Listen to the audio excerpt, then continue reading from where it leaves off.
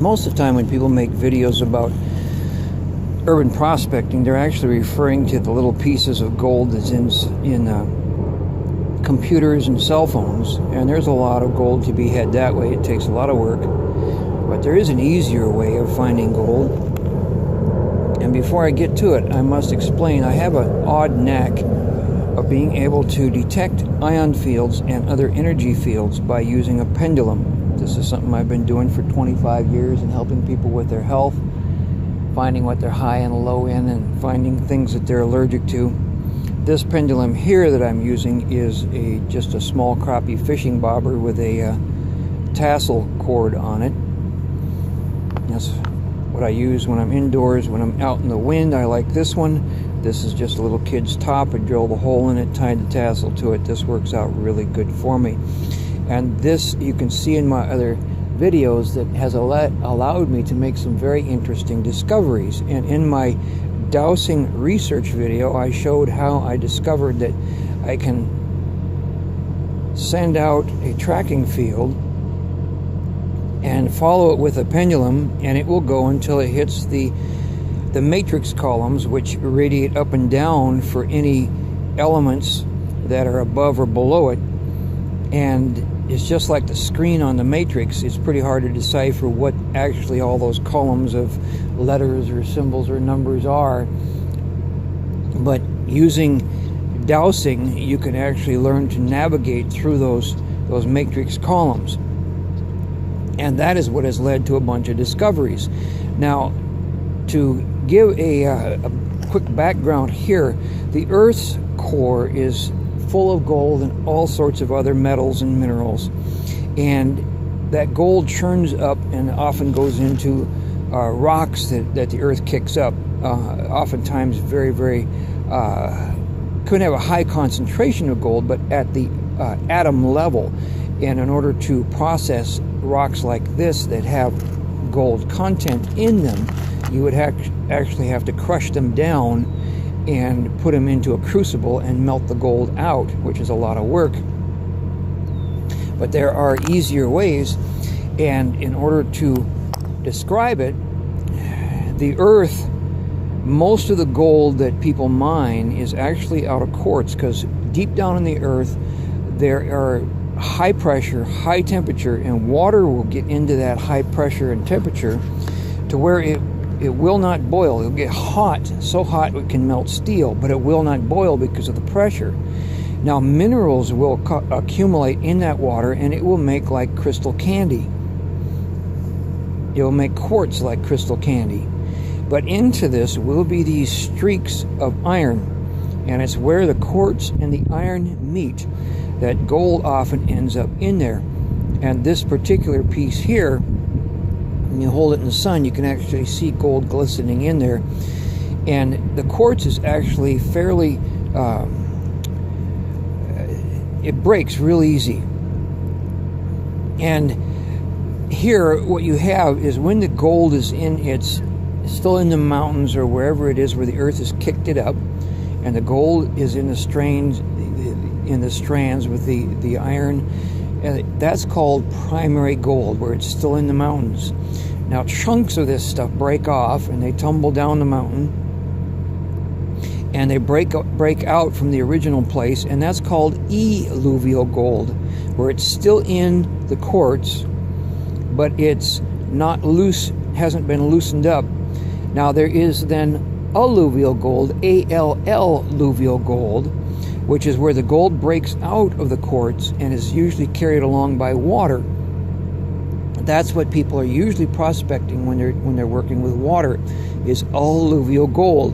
And the thing to remember there is alluvial gold, alluvial, is all over the place, because as the alluvial gold breaks out of the alluvial gold, as it's tumbled down the river, it goes into the rivers, but then there's localized and global flooding that spreads especially the fine stuff, spreads it all over the place.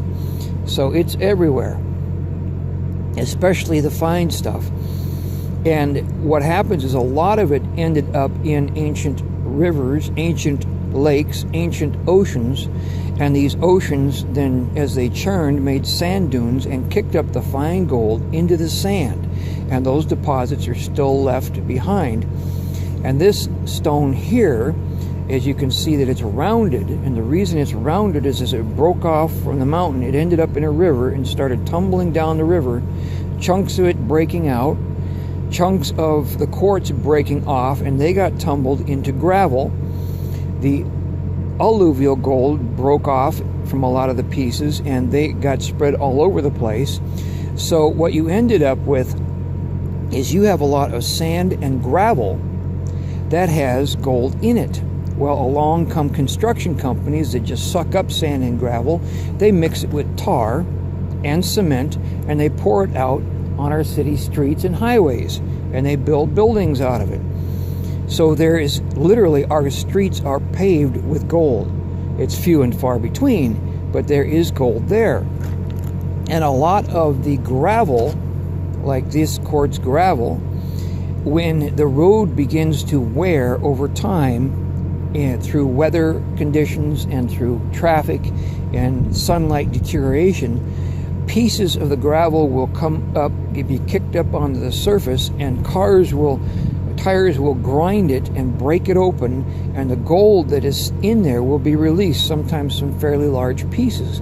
It will be released on the surface of the tar or the cement. And the alluvial gold that is in the sand will be broken loose as the sand begins to deteriorate. So you've got larger pieces from the fragile quartz that's breaking apart when vehicles run over it, and you've got very, very fine pieces that are coming out of the sand as the roads deteriorate.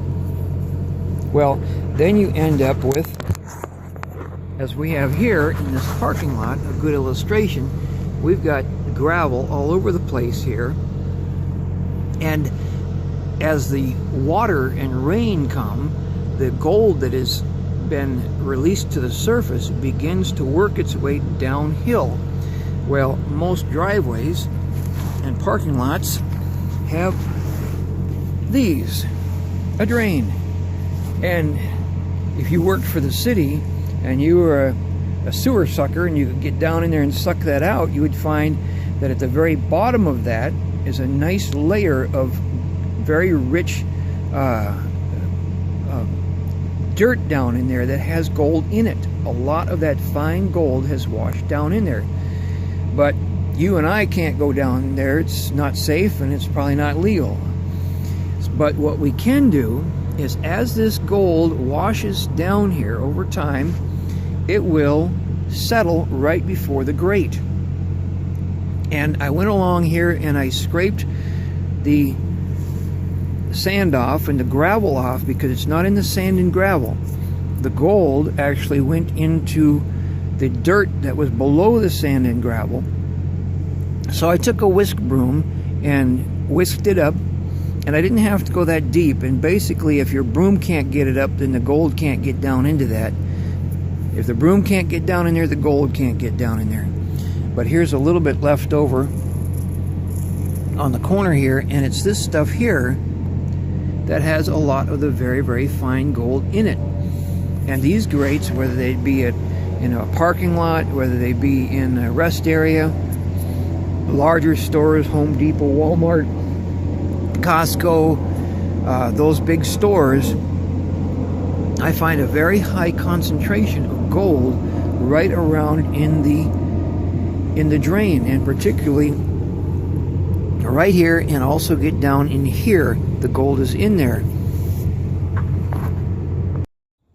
So you want to start with urban prospecting. You want to start at the drain. You want to work, get the sand and gravel off the top, get down in there and clean that out as far down as your whisk broom will take you. But again, remember, if their whisk broom won't get it up, then the sand, the gold isn't going to be getting down in there.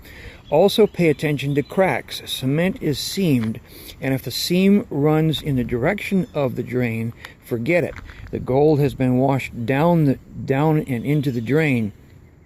But look for where the cracks are horizontal to the drain itself. And the same with tar. Oftentimes tar cracks up, and if the crack runs that way, forget it. If it runs this way, dig it up. Because a lot of that gold, if it runs crosswise to the flow of the water, the gold is going to get caught in there. And the further away from the drain you go, the more you can ignore it, because everything is going to be concentrated. And that's the term for gold prospecting, is you want to concentrate. And these are called concentrations. You want to take all that stray occasional gold, and it naturally gets concentrated. Nature concentrates it right there for you. Another thing to remember is, like here we have a building, so there's not much open area here between here and there, so you're not going to find much gold between here and there because the building is so close.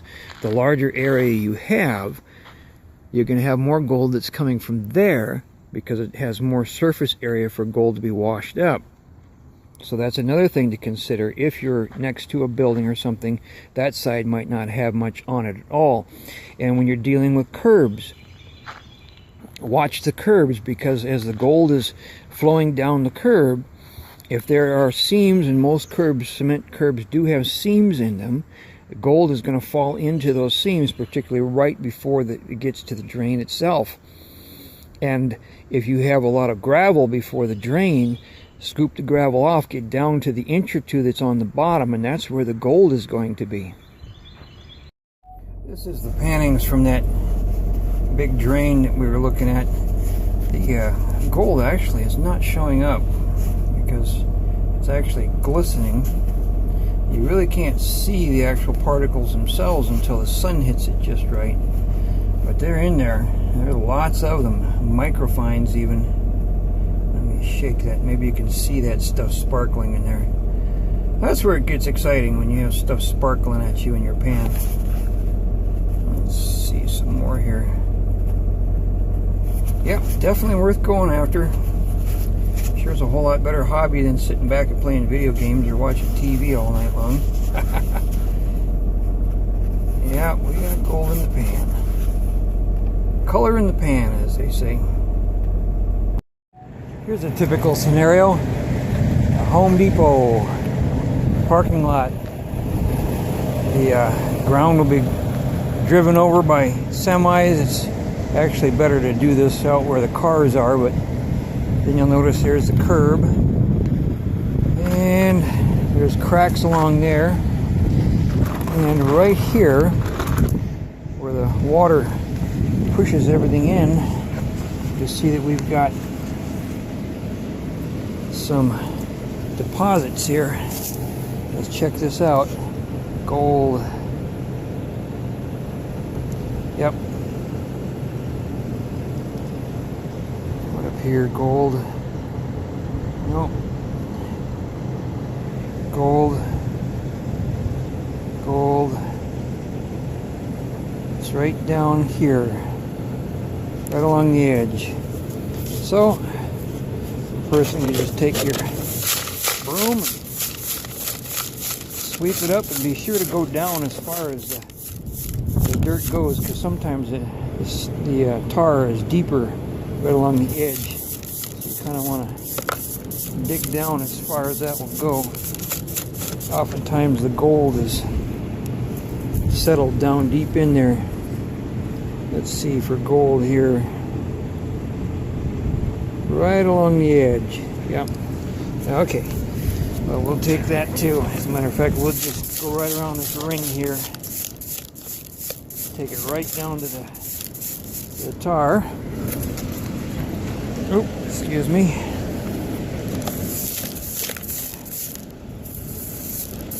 And as a matter of fact, let's check this ring right here. Gold.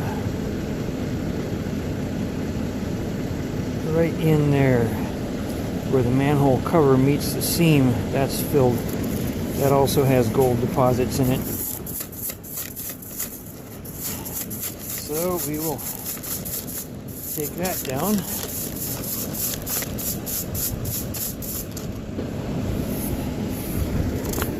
And we'll go over here and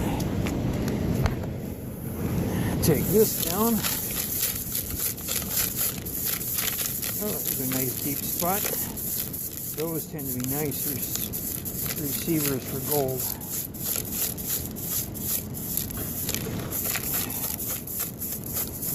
When you run into those, go down as far as you can go. That's where this bucket is so nice, because you can just get in there with a broom and just dig with it and whip it into your container.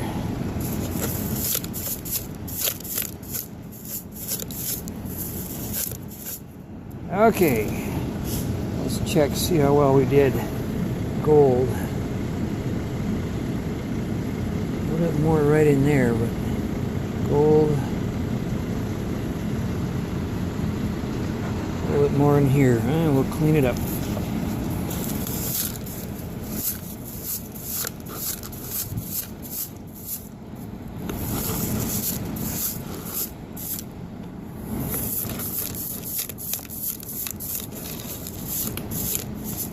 There we go. Let's pan it out. Okay, this is the pannings from 3 manhole covers, drain holes from Home Depot, and I just cleaned around the outside of them where the cast iron meets the tar, and everything that you see that's sparkling there is, and it's completely underwater. So what you see sparkling, that's actually gold. I went through here with a magnet, already took out any pyrite that might be in there. We've got some larger pieces over here that's in with the with those chunks. They're not, yeah, but just thousands of small little, and the camera doesn't do it justice. You really can't see all that's in there. And if I was better at panning, I could get this out, get this fine sand out, but I'm not that good at it yet. I'm gonna have to get myself a shaker table or a blue bowl or something, because I'm dealing with so much flour gold. But that's just off of three drains in a parking lot, and these are actually by Chicago where I did this. Just pulled into a Walmart here, so the first thing I did is I went around and cleaned out the drain, and I worked around here, the cracks that are in the tar here, and then you will notice that the low spot of this parking lot is right down the center here, and there are cracks that run down the center, but there's no gold in them because the water flows this way. But up here there are more cracks that run this way, and the water flows here, so there was gold in those, so I cleaned those out. And the same thing on this side. These here, there was nothing, but up here you see there's a line of cracks there. The ones that run that way, there's no gold in that because the water has washed it as it's coming down toward the drain. But then there's these cracks that run this way, and those are full of gold because they run crosswise to the flow of the water. So that's just how you read in a parking lot. You always want the cracks that are crosswise to the flow of the water, and you always want to start at the grate. Here we have a typical street. This particular one is an industrial area. A lot of trucks going down, but cars will do. You can see in the middle there that the gravel, that the tar road is starting to be torn up. It's getting pretty weathered, and there's a lot of rocks that have come up and been ground and worked over, and so that stuff is going to be washed over to the edge. Now here we've got two factors. One, we've got a curb, and about every 200 feet there's a drain in there, so there's going to be gold right along that curb. But there's also a seam where the tar meets the cement there, and a lot of that gold is actually going to fall into that seam. Plus two, out here there are cracks in the tar, and if those are deep enough, the gold is going to go to the bottom of those cracks. So we've got the bottoms of those cracks, the bottoms of the seam, the junction between the tar and the cement, and then we've also got the cement itself. I'm going to go out there and dig it up. It's pretty windy, so we'll see how the video turns out. Okay, let's take a look at this. Let's check the cement. Gold. got gold in there. And we got a little bit of grass in this crack here. And let's see what we have for gold in here. Gold. Yeah, we've got gold there too. Okay, and just out of curiosity, the cracks in the tar themselves, gold.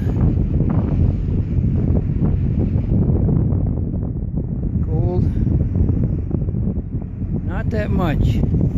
Very faint. Yeah, there's a deeper crack there and there's a little bit of gold in it. But most of it's going to be in this seam here and along the curb. So I'm going to dig it up. I'm going to run it through a screen and we'll see what we got. Okay, this is the gold that I panned from the curb, and I want to show it to you dry. Just because it's actually showing up better dry, but just look for the glistening. That's the gold that's in there. And so it was quite a bit in there.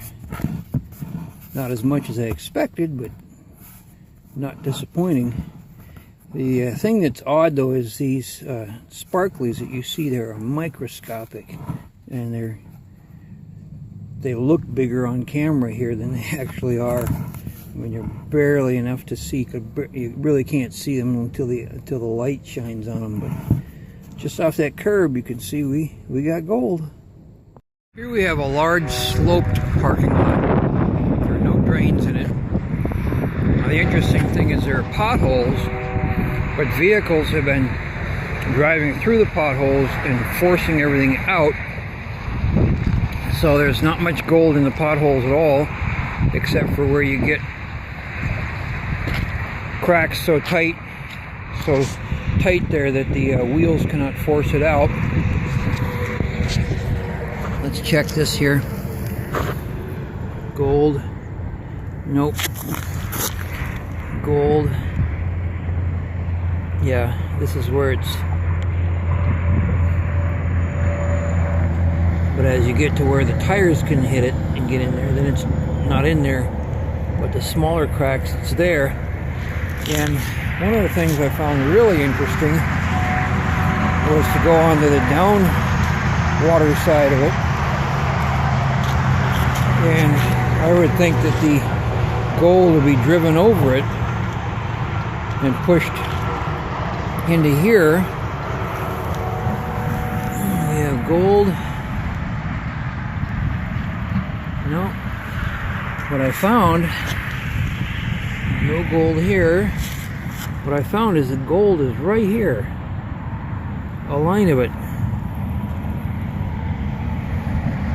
Right where the tar meets the gravel. And so that's something to keep in mind if you're working the edge of a road or something. You don't really need to look down in the ditch. You can look right along there, right where the tar meets the gravel.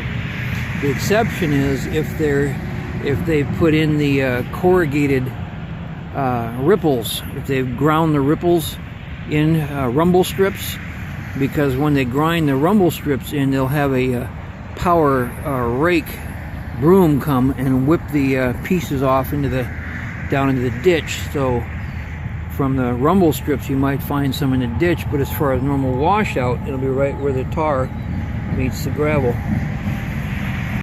Here we have a spillway going between the landscaping, and wherever you have a spillway like this, there will be horizontal seams, and it's those horizontal seams that are going to accumulate the gold that's flowing down here. And I just checked this one, and sure enough, right in there's gold.